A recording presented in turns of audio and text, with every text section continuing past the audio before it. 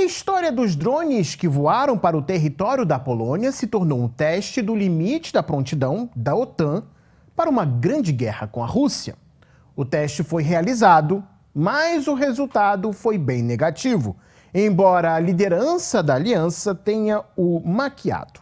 Ao que tudo parece, a abordagem que britânicos e franceses tiveram sobre a Polônia no início da Segunda Guerra Mundial hoje está se repetindo. Neste vídeo você vai ver fatos bastante curiosos do incidente com os drones e como algumas verdades passam desapercebidas quando você vê somente a notícia na TV brasileira.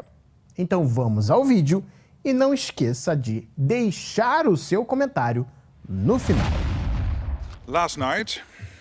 A noite passada, numerosos drones vindos da Rússia violaram o espaço aéreo polonês. Nossas defesas aéreas foram ativadas e garantiram com sucesso a defesa do território da OTAN, como foram projetadas para fazer. Vários aliados participaram ao lado da Polônia. Isso incluiu caças F-16 poloneses, F-35 holandeses, aeronaves AWACS italianas, tanques de reabastecimento militares da OTAN e sistemas Patriot alemães. Vocês acabaram de ver o secretário-geral da OTAN se gabando da reação da aliança à alegada incursão de drones russos no espaço aéreo da Polônia. De cara, a primeira impressão que você tem é que os meios de defesa, seja caças ou sistemas no solo, foram um sucesso, derrubando um após um os drones supostamente da Rússia.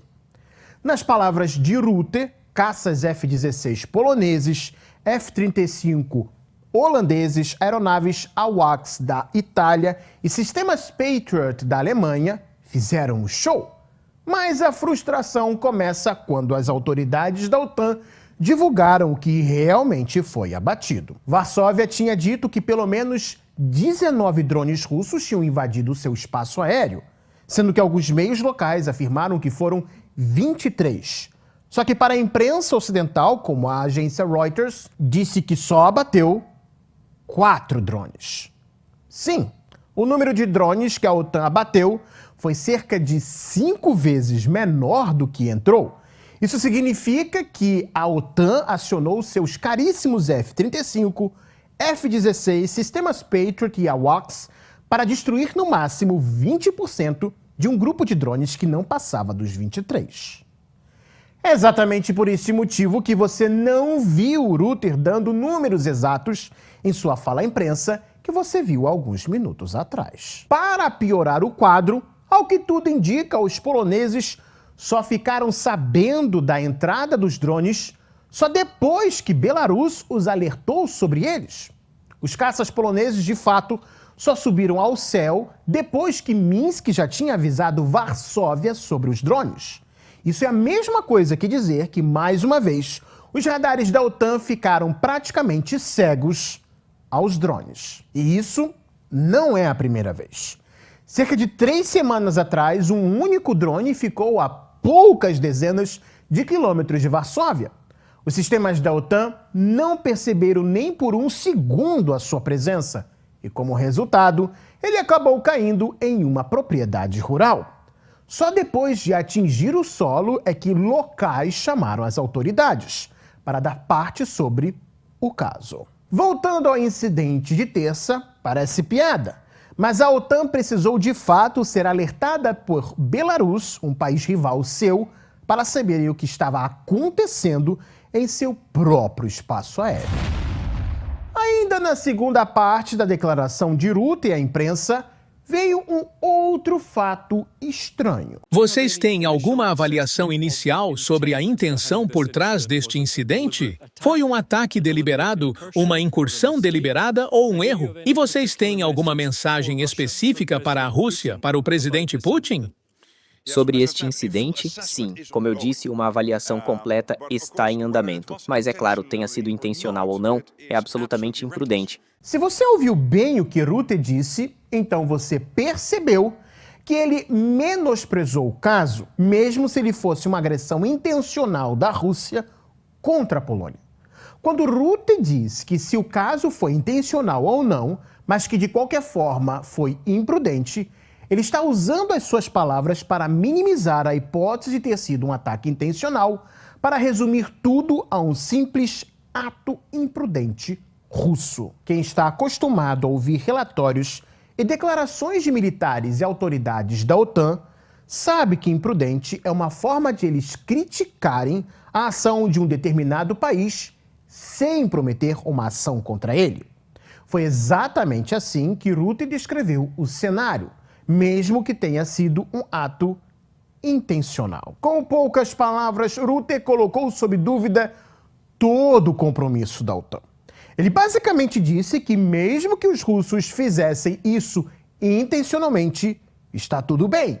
Não há nada que possamos fazer. Não sei se vocês estão lembrados, mas isso em muito lembra a exata situação do início da Segunda Guerra Mundial. Eu não estou comparando a Alemanha de Hitler com a Rússia atual, mas na lógica de Rutte ficou claro que se os russos fizeram algo de fato e intencionalmente, então a aliança vai tratar o caso exatamente como franceses e ingleses trataram a invasão de Hitler à Polônia. Seu professor de história deve ter lhe dito que o estopim da Segunda Guerra Mundial foi a invasão da Polônia, mas talvez ele não te disse que os aliados levaram meses para tomar atitudes concretas e reais para lutar contra a Alemanha.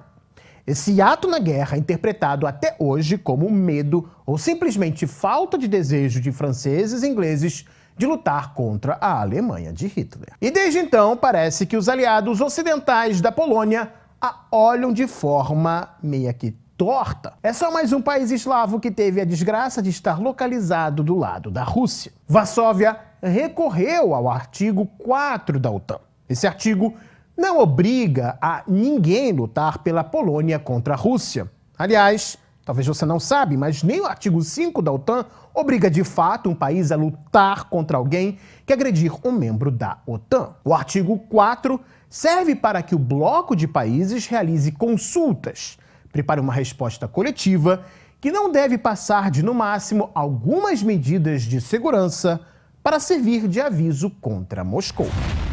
É bem verdade que o incidente pode ter sido usado para a OTAN tentar justificar o envio de tropas para a Ucrânia. Mas o mais importante é outra coisa. Os acontecimentos mais significativos naquela noite e manhã, já do dia 10, não ocorreram no céu sobre a Polônia, mas em 2 quarteirões de Bruxelas.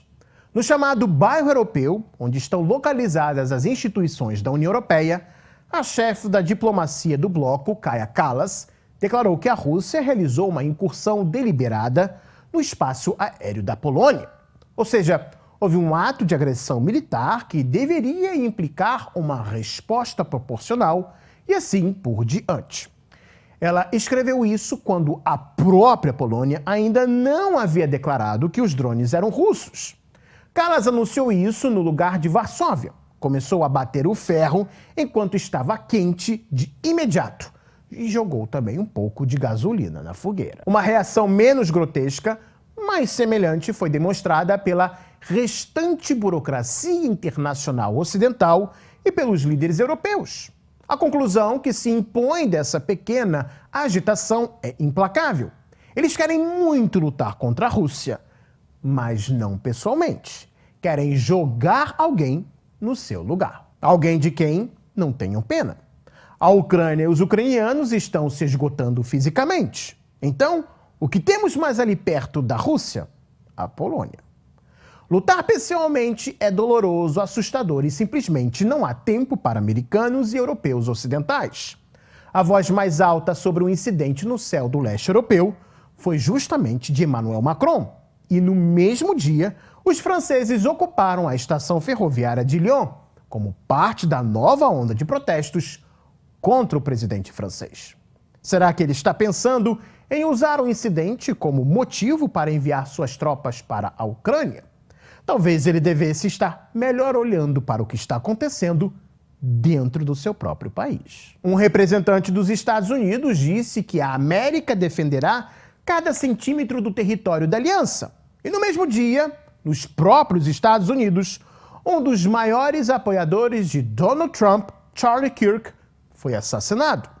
No momento em que este vídeo foi publicado, em Washington, todos já tinham esquecido da Polônia. A crise política interna nos países ocidentais explica não apenas porque eles não podem se dedicar totalmente à guerra com a Rússia, mas também porque não podem se dedicar à paz, à objetivamente necessária normalização das relações com Moscou. O conflito entre a Rússia e o Ocidente é necessário para as elites europeias a fim de, por enquanto, distrair a atenção da população de seus problemas internos. Assim, lutar com Moscou eles não podem agora, e fazer as pazes com ela menos ainda.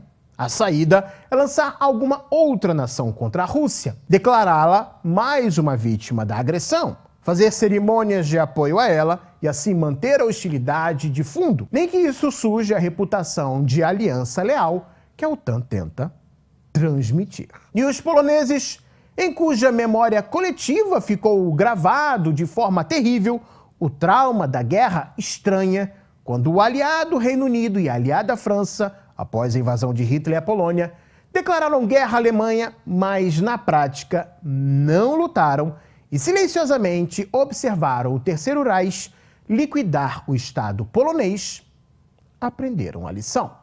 Por isso, na história, com os drones na Polônia, a própria Polônia se comportou quase de maneira mais calma e cautelosa que todo o restante do Ocidente.